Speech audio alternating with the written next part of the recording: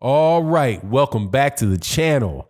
Tyson Fury has another supporter that does not believe that the gloves could have been tampered.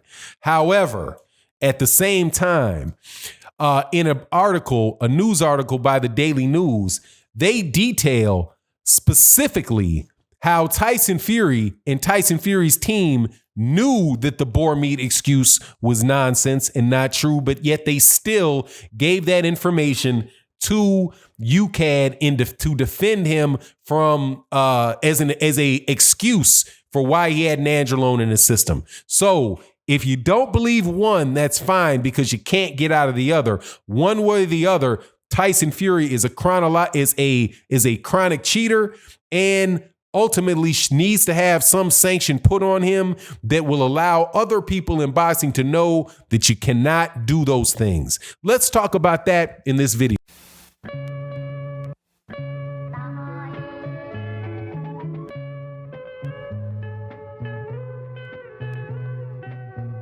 All right, welcome back to the channel. So let's get into this.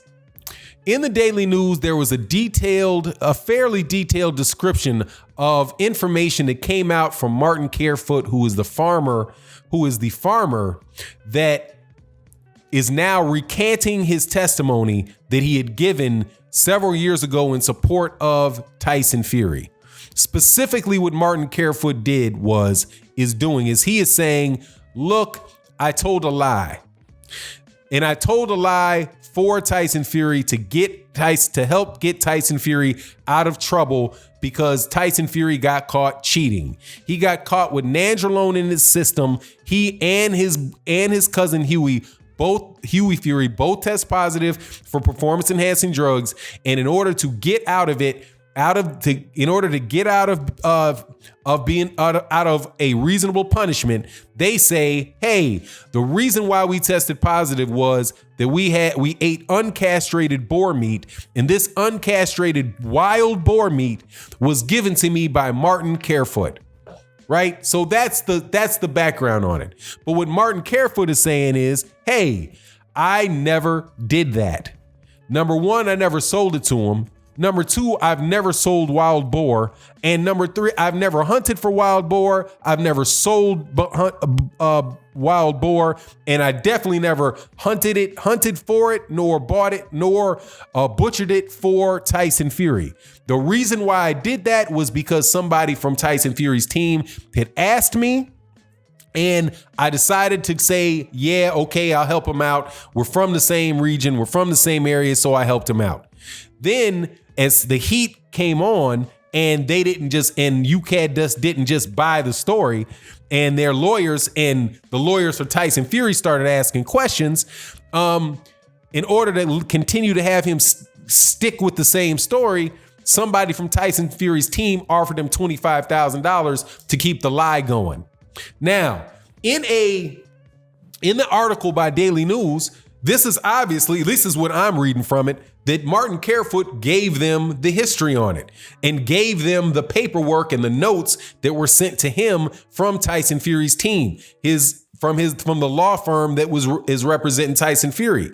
And what the communication between the law firm and Martin Carefoot is very, very, very telling, because what it says is that the law firm was asking Martin Carefoot for proof that he sold Tyson Fury the wild boar, asking for proof. Now, I'd said this on videos before. Hey, isn't there a receipt that this guy could show, that Tyson Fury could show where he bought the tainted wild boar meat from Martin Carefoot? Isn't there some receipts out there?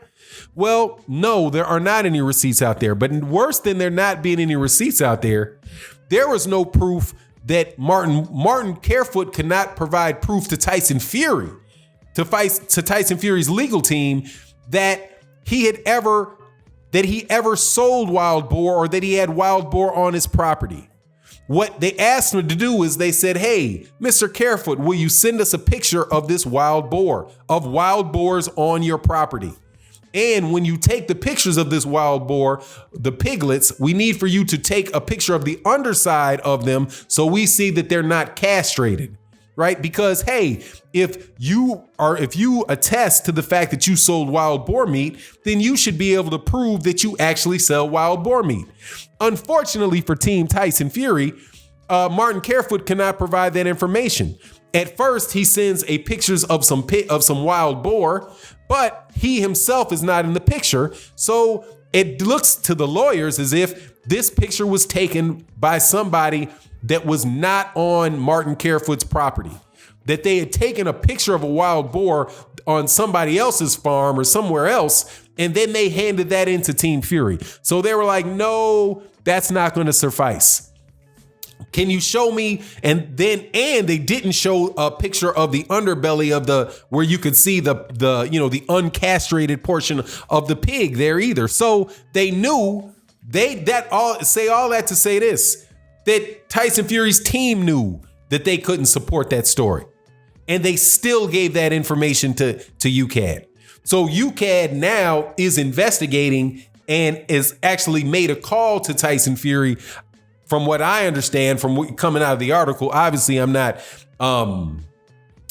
party to any, conversations going on with Team Fury or Martin Carefoot or anybody like that. I'm just getting this from the article that I read. From the article I read, Team Fury's already been contacted by them. But what did Tyson Fury do? Tyson Fury relinquished his boxing license in the state in the United Kingdom, his British Boxing Board of Control boxing license. And when did he do it? He did it before this last fight with Deontay Wilder. When did the fight with Deontay Wilder take place? I do believe that it was in early February that the fight took place. Now, why is that important that the fight took place in February? Because the first time that Tyson Fury's manager Frank Warren was contacted about it was in October. And in October of 2019, which was November, December, January, February, 4 months before the fight, Tyson Fury's promoter became aware that Martin Carefoot was going to be going to Ukad, because it was his promoter, Frank Warren, that told. According to Frank Warren, it was Frank Warren that told Martin Carefoot to take the issue to Ukad. So since the promoter knew that Martin Carefoot called, it's reasonable to assume that Frank Warren told Tyson Fury's team that Martin Carefoot called. And what do? They just out the blue relinquished their Boxing Board of Control license. So why? Maybe because they know if there's an investigation and then he has a license with the BBBOC, British Boxing Board of Control, that can be suspended and then he won't be able to fight in the United States. So it seems to me as if there's a chance that he ditched that license. He ditched his UK license so that he could avoid prosecution and still be able to and claim that he can still fight in the United States. So let's get this right. It went to a scandal that nobody can believe, right? Not nobody can believe, because quite honestly, half the people I talk to believe it. Half of the fighters that said anything about it believe it, or a significant portion of it do. Errol Spence Jr., Errol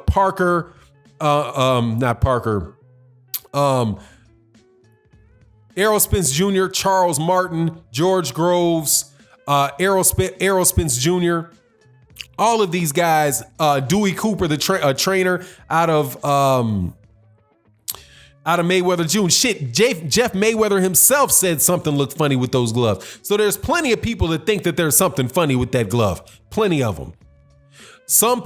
Plenty of people that think that it's just whatever, horse manure. But nobody, that's just some small issue with a glove and whether or not he could slide his glove off. The bigger issue is what's going on over with the PEDs and and the tampering with evidence and bribing people to lie to Ukad.